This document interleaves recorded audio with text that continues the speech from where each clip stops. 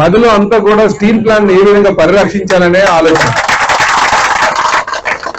ఇంకో ఆలోచన ఏమీ లేదు. ఇక ఏదైనా సరే అవన్నీ చిటికతో చేసుకునే పని లేదు. టోల్గేట్ అనండి, 4 రోజులు అన్నా తీసి పడేస్తారు, మీరు చూస్తుండండి.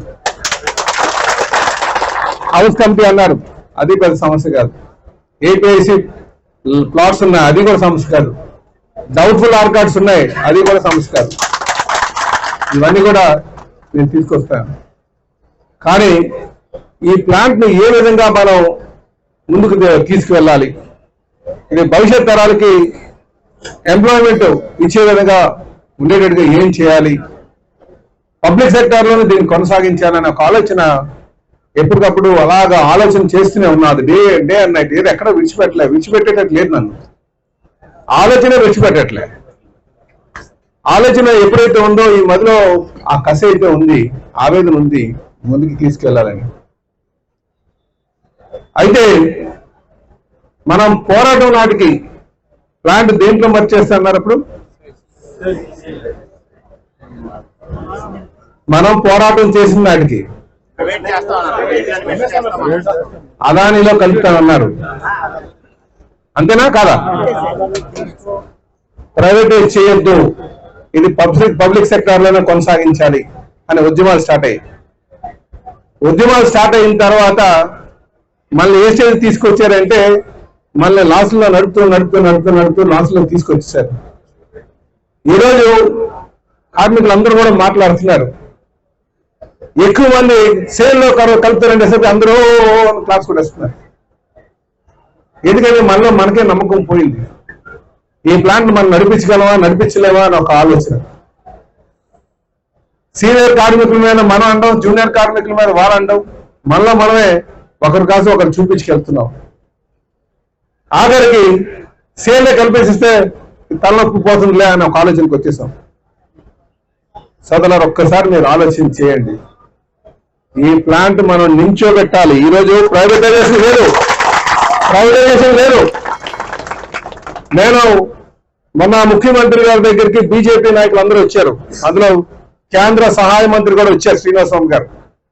నన్ను చూసిన వెంటనే స్టీల్ ప్లాంట్ ప్రైవేట్ అవుట్ అవుతారు. అవునవు తెలుసు వాళ్ళకి అవునని. కానీ అయ్యేటట్టుగా మనం చేసేటట్టు పరిస్థితులు తీసుకొచ్చారన్న సంగతి మీరు గమనించాలి. ఇంకో 4 నెలలు జీతాలు ఇవ్వకపోతే ఏమంటారు? మీరు నమస్కారం, మాకేదో జీతాలు ఇచ్చి ఏం చేసుకుంటే చేసుకోవాలన్న పరిస్థితి తీసుకొస్తారా తారా?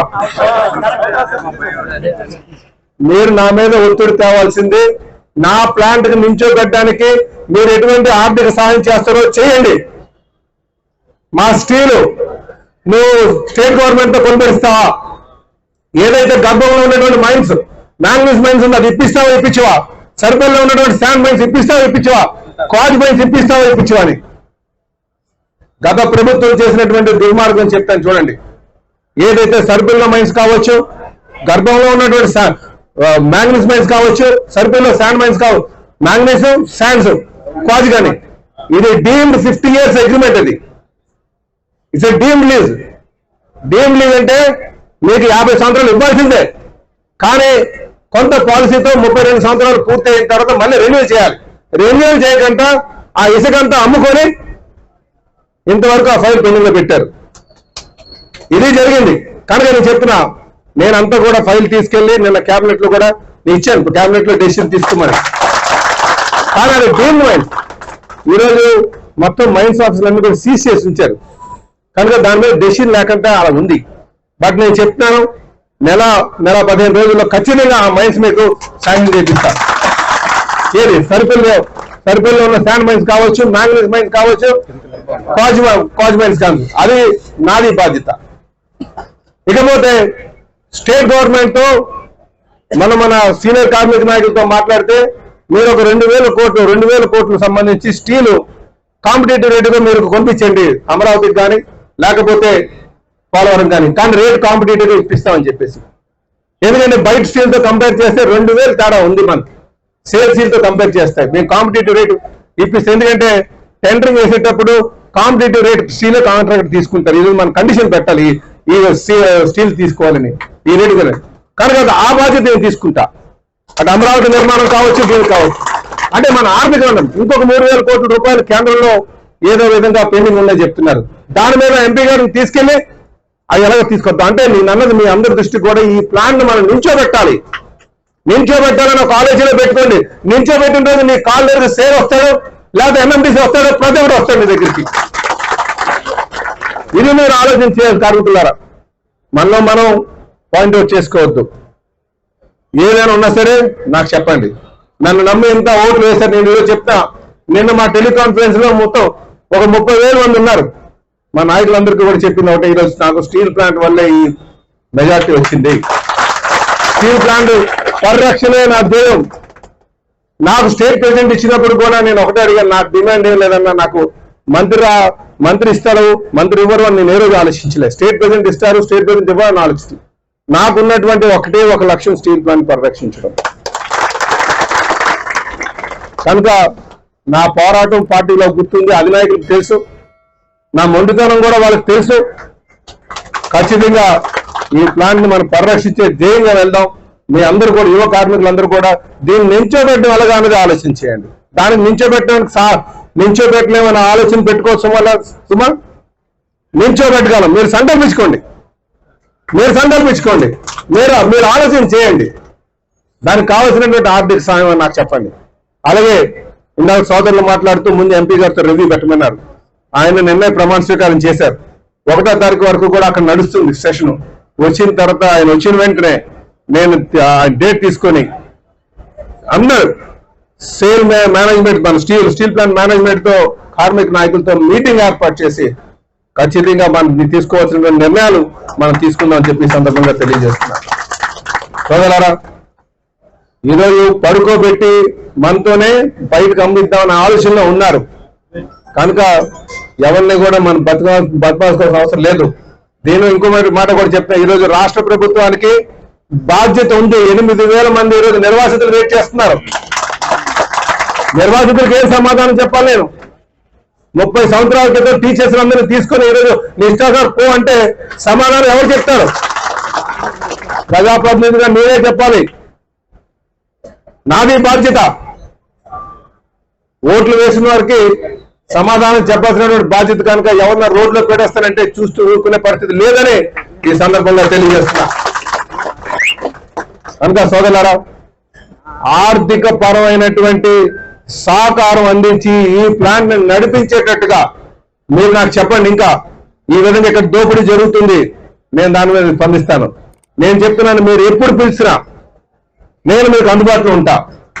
ఈరోజు మీరు ఏదైతే చెప్పారో చివరికి మా ముఖ్యమంత్రి గారిని తీసుకెళ్లి పిఎం గారితో మాట్లాడమన్నారు. ఆ పరిస్థితి కూడా నేను తీసుకొస్తాను. నేను నా మీద నమ్మకం పెట్టండి. నేను గతంలో కూడా అన్నాను, ఈ టెంట్ దగ్గరికి జగన్మోహన్ రెడ్డి గారు రాలేదు, నేనే మా ముఖ్యమంత్రి ఉంటే తీసుకొస్తానని ఎన్నోసార్లు చెప్పాను. ఈ రోజు కూడా నేను చెప్తున్నా, ఈ ఉట్టి మాటలు కాదు, నా నోటి నుంచి వచ్చిన మాటలు ఉట్టి మాటగా తీసుకోవద్దు. ఉట్టి మాట అయిన రోజు ఈ పదవి కూడా తీర్చుకోవడం కూడా ఈ సందర్భంగా తెలియజేస్తున్నా. అంతా సోదరులారా, నా మీద నమ్మకం పెట్టండి. నాకు ఈ 4 రోజులు అంటే నేను అనుకోవడం, వాళ్ళు పార్లమెంట్ సెషన్ నుంచి మండే వస్తారనుకుంటున్నారు. సోమవారం నుంచి ఆ ఫస్ట్ వీక్ లోనే మనం మేనేజ్మెంట్ తో మీటింగ్ పెట్టుకొని కార్మిక నాయకులు, అఖిలపక్ష నాయకులు, యువ నాయకుల్ని పట్టుకొని నేను ఎంపీ గారు తీసుకుని అక్కడ మనం కార్యాచరణ రూపొందించుకొని అక్కడి నుంచి మళ్ళీ కేంద్ర మంత్రి దగ్గరికి ఎలా వెళ్ళాలి, రామ్మోహన్ గారి దగ్గరికి వెళ్ళాలి, అక్కడి నుంచి కేంద్రం మీద ఏమైనా ఒత్తిడి తేవాలి. ఈరోజు మనకి నిజంగా చెప్పాలంటే ఒక అదృష్టమే. ఎన్డీఏలో భాగస్వామ్యం అయ్యాం. ఎన్డీఏ కూడా మన అవసరం ఉన్నట్టుగా ఉంది. అలాగే మనకి ఇంకా విస్తృత ప్రయోజనాలు కూడా ఉన్నాయి. ఈ రాష్ట్రాన్ని పరిరక్షించుకోవాలి. అది రాజధాని నిర్మాణం కావచ్చు, పోలవరం కావచ్చు, ఇవంతా ఆ ప్రాంతంలో వారికి ఆ రాజధాని నిర్మాణం ఎంత ముఖ్యమో, అలాగే పోలవరం నిర్మాణం రైతాంగానికి ఎంత ముఖ్యమో, నా ప్రాంతంలో ఉన్నటువంటి నిర్వాసితులు, కార్మికులకు స్టీల్ ప్లాంట్ అంతే ముఖ్యం కూడా ఈ సందర్భంగా తెలియజేస్తున్నారు. నా ప్రయారిటీ కూడా స్టీల్ ప్లాంట్ అని చెప్పి ఈ సందర్భంగా తెలియజేస్తూ, నాకు మీరు ఇచ్చినటువంటి సలహాలు, సూచనలు నాకు అన్ని గుర్తున్నాయి. ఖచ్చితంగా మనం ముందుకు వెళ్దాం. కానీ మీరందరూ కూడా నేను చెప్తున్న సోదరులు, మీ మాటకే వస్తా అవసరం వచ్చినప్పుడు. కానీ ఈ రోజు మీ అందరి దృష్టిలో కూడా ఈ ప్లాంట్ నిల్చోబెట్టాలి, దానికి కావలసినటువంటి ఆర్థిక వనరులు రాష్ట్ర ప్రభుత్వం ఏర్పాటు చేయాలి, కేంద్రంతో మాట్లాడే ఒత్తిడి మాత్రమే నా పైన తీసుకురండి అని చెప్పేసి ఈ సందర్భంగా తెలియజేస్తున్నారు. అటువైపు వెళ్దాం. అలాగే ఈ మైన్స్ తో పాటు ఇంకా స్టీల్ మైన్స్, ఈరోజు స్టీల్ మైన్స్ కానీ మన రాష్ట్రంలో ఉండుంటే ఖచ్చితంగా ఇచ్చిండేవాడిని. ఎక్కడైనా స్టీల్ మైన్స్ ఉన్నాయా? కానీ మన స్టీల్ మైన్స్ మనం మైన్ ఇప్పుడు తీసుకున్నా సరే, నేను కొంతమంది పెద్దలతో మాట్లాడాను మేనేజ్మెంట్ లో ఉన్నటువంటి వాళ్ళు ఏమంటే మళ్ళీ మన మైన్ ని దానికి రేకులు తెచ్చుకోవడానికి కానీ లైన్ వేయడానికి కానీ మైన్ ఆపరేషన్ తేడానికి మినిమం 3 సంవత్సరాలు పడుతుందట. 3 సంవత్సరాలు పడుతుంది. సేల్ లో మర్చేసినా మీకు 1.5 సంవత్సరాలు పడుతుంది. మైన్ ఇచ్చిన తర్వాత మైన్ ఆపరేషన్ తీసుకొచ్చినా మీకు 3 సంవత్సరాలు పడుతుంది. అంతకాలం మనం ఏం చేస్తాం? జీతాలు లేకుండా అలమటిద్దామా? ఒకసారి చెప్పాలి, జీతాలు లేకుండా అలమటిద్దామా? కనుక మనం ముందున్నటువంటి లక్ష్యం ఖచ్చితంగా ఆర్థిక సాయం తీసుకోవడం, అది రాష్ట్ర ప్రభుత్వం కావచ్చు, కేంద్ర ప్రభుత్వం కావచ్చు, దాన్ని ప్లాన్ నిల్చోబెట్టుకుని ముందుకు వెళ్ళడం సరైన నిర్ణయంగా నేను భావిస్తున్నాను.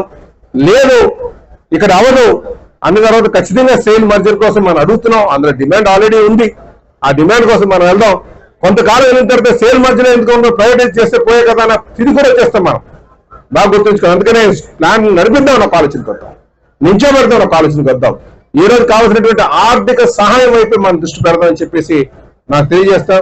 ఒక్క 3 నెలలు మీరు సమయం నాకు ఇవ్వండి.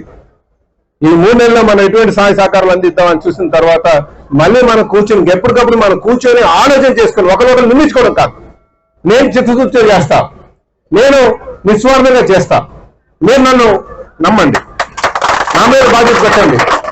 మనం ప్రతి నెల కూడా రివ్యూ చేసుకుని మనం ఏం చేద్దామని చెప్పేసి ఒకటే ఒక ధ్యేయం, ఈ ప్లాన్ నిల్చోబెట్టాలి, భవిష్యత్ తరాలకి ఎంప్లాయ్మెంట్ వచ్చేటట్టు చేయాలి అనే ఆలోచనతో మనం ముందుకు వెళ్దామని చెప్పి సందర్భంగా తెలియజేస్తూ నాకు ఈ అవకాశం ఇచ్చినందుకు, నమ్మకంతో మీరందరూ వచ్చినందుకు మీ అందరికీ కూడా పేరు పేరున నమస్కారం తెలియజేస్తూ సెలవు తీసుకుంటాను. విశాఖ ఉక్కు, విశాఖ ఉక్కు, విశాఖ ఉక్కు. జై హింద్.